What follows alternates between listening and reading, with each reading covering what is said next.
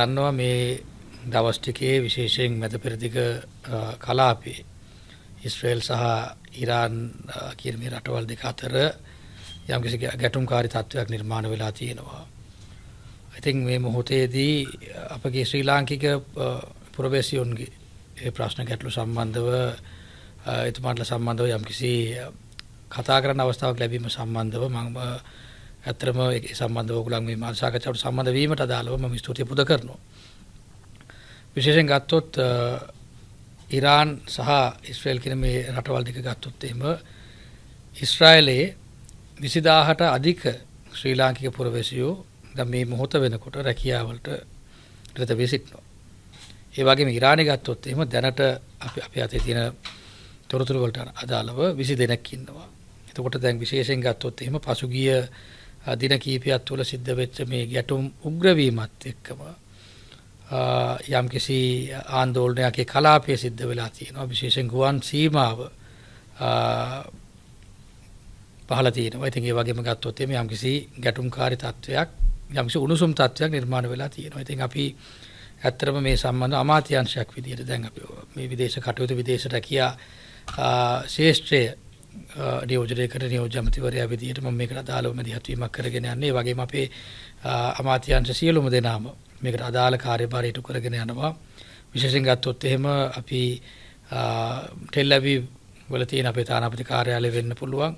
ඒ වගේම ටෙහෙරාන් වල තියෙන අපේ තානාපති කාර්යාලය වෙන්න පුළුවන්. මේ කාර්යාල දෙකත් එක්කම ඍජු සම්බන්ධතා අපි පවත්වාගෙන යනවා. ඒ වගේම මේක ආශ්‍රිතව විශේෂයෙන් ඩෝහා වෙන්න පුළුවන්, අබුඩාබි වෙන්න පුළුවන්, ඒ වගේම කීරෝ වෙන්න පුළුවන්, අම්මාන් වෙන්න පුළුවන්. මේ වගේ නගරවල පිටලා තියෙන අපේ තානාපති කාර්යාල හරහත් අපිට මේකට සහයෝගයක් ලැබෙනවා. ඉතින් විශේෂයෙන් අපේ ප්‍රමුඛත්වය මේ මොහොතේ අපේ ශ්‍රී ලාංකීය පුරවැසියන්ට කිසිම හානියක් නැතුව එයාලා ආරක්ෂා කරන එක සහ ඒකට අදාළ මැදිහත් වීම කරන එක. ඉතින් ඒකට අදාළව අපේ තානාපතිවරු ඒ වගේම විශේෂයෙන් ටෙහෙරාන් ගත්තොත් අපේ චාර්ජ් ඇටච් කෙනෙක් ඉන්න මේ මොහොතේදී ඒ තානාපති කාර්යාල භාරව. ඉතින් මේ සියලු දෙනාත් එක්කම අපි අපේ කටයුතු කරගෙන යනවා. විශේෂයෙන් දෙන්නෙක් ඉස්රායල් වල මේ ලංකා පුරවැසියෝ දෙන්නෙක් තුවාල ලැබිලා තිබුණා. ඒකට අදාළ ප්‍රතිකාරයත් ඒ සෞඛ්‍යාංශෙන් ලබා දීලා තිබුණා. ඒකට අදාළ මැදිහත් වීමත් අපේ තානාපති කාර්යාල හරහා සිද්ධ වෙනවා. ටෙහෙරාන් වල එහෙම සිදුවීමක් වාර්තා වෙලා තිබුණේ නැහැ. අමතරව ගත්තොත් එහෙම මෙතන ටෙල් අවීව් දිහා යන්න හිටපු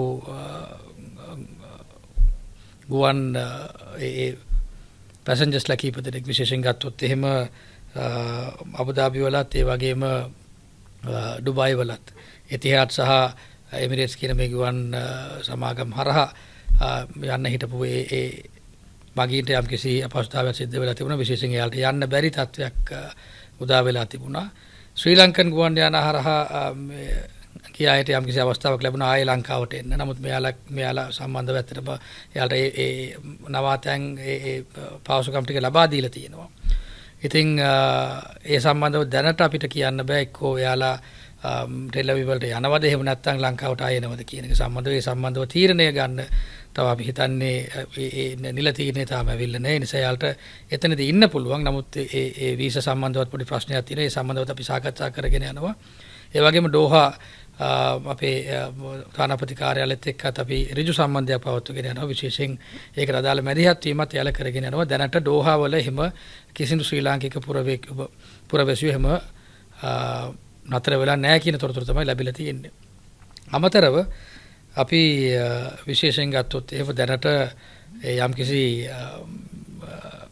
මේ විදේශ රැකියා සඳහා මේ විශේෂයෙන් ඉස්රායල් වලට අනේක తాවකාලිකව අත්හිටවලා තිබුණා. විශේෂයෙන් ගත්තොත් මේ පවතින මේ තත්ත්වයට එක්ක ඒ සම්බන්ධවත් ඉදිරි දින කිහිපයක් තුළ පවතින තත්ත්වෙත් එක්ක අපිට යම්කිසි තීරණයක් ගන්න පුළුවන් වේවි. ඉතින් අපි විශේෂයෙන් ඉස්රායල් වලත් ඒ වගේම ඉරාන් වලත් ඉන්න අපගේ ජනතාවට අපි කියන්න කැමති විශේෂයෙන් තානාපති කාර්යාලයත් එක්ක ඍජු සම්බන්ධතාව පවත්වාගෙන යන්න. ඒකට අපි ඒකට අදාළ ඒ දුරකථන අංක ටික අපි ඔයගලන්ට ලබා දීලා තියෙනවා.